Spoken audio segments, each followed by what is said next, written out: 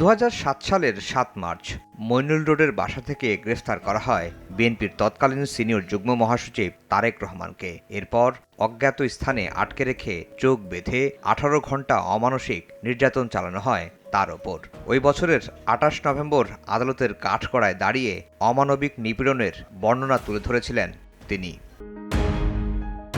Remand নির্যাতন, 554 দিন বা 18 মাস কারাভোগের পর 2008 সালের 3 সেপ্টেম্বর জামিন পান তিনি। 11 সেপ্টেম্বর চিকিৎসার জন্য সপরিবারে লন্ডনে যান তারেক রহমান। লন্ডনে যাওয়ার পরও তার উপর থামেনি মামলার খড়গ। সেনা সমর্থিত তত্ত্বাবধায়ক সরকারের আমলে 13টি এবং আওয়ামী লীগ সরকারের আমলে তার বিরুদ্ধে 72টি মামলা হয়। এর মধ্যে অন্তত 5টি মামলায় যাবজ্জীবন কারাদণ্ড সহ বিভিন্ন মেয়াদে সাজা দেওয়া হয় তাকে। এমনকি গণমাধ্যমেও তার বক্তব্য প্রচারে নিষেধাজ্ঞাও দেওয়া হয় আদালতের মাধ্যমে।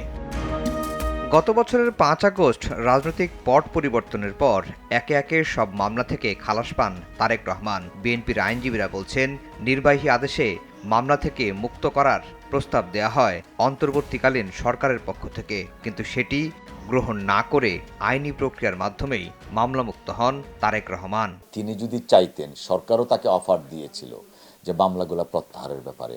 ওনার একজন অন্যতম আইনজীবী হিসাবে আমাকে তিনি নির্দেশনা দিয়েছিলেন যে সরকার যদি মামলা প্রত্যাহার করতে চায়ও, যত রাজনৈতিক দলের বিরুদ্ধে এবং রাজনৈতিক নেতাকর্মীদের, শুধুমাত্র বিএনপি না, সমস্ত রাজনৈতিক নেতাকর্মীদের, বিএনপি সহ সমস্ত রাজনৈতিক দলের নেতাকর্মীদের মামলা প্রত্যাহারের পরে সর্বশেষ নামটা যেন আমার থাকে। অর্থাৎ তিনি বুঝাতে চেয়েছিলেন সারা দেশের লক্ষ লক্ষ নেতাকর্মী যারা বিএনপি সহ অন্যান্য রাজনৈতিক দল আছে, সকলের মামলা প্রত্যাহারের পরে যেন ওনার নামটা থাকে।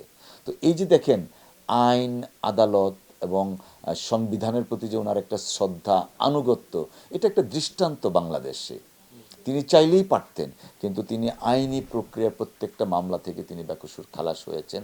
দলটির আইনজীবীরা আরও জানান, তারেক রহমান নিরপরাধ ব্যক্তি হিসেবেই দেশে ফিরছেন, যদিও এর নেপথ্যে রয়েছে দীর্ঘ আইনি লড়াই ও রাজনৈতিক সংগ্রাম। তিনি যখন বাংলাদেশ ত্যাগ করেন তখন তার অবস্থাটা কী ছিল আপনি একটু চিন্তা করে দেখলে বুঝতে পারবেন। তার হাত পা ভেঙে চুরে চুরমার করে দিয়েছে, মেরুদণ্ডের হাড় পর্যন্ত ভেঙে দিয়েছিল। সেই সময় তার বিদেশে যাওয়া ছাড়া চিকিৎসার জন্য আর কোনো পথ ছিল না। সেই কারণে তিনি তখন লন্ডনে গিয়েছিলেন এবং চিকিৎসা নেওয়ার জন্য।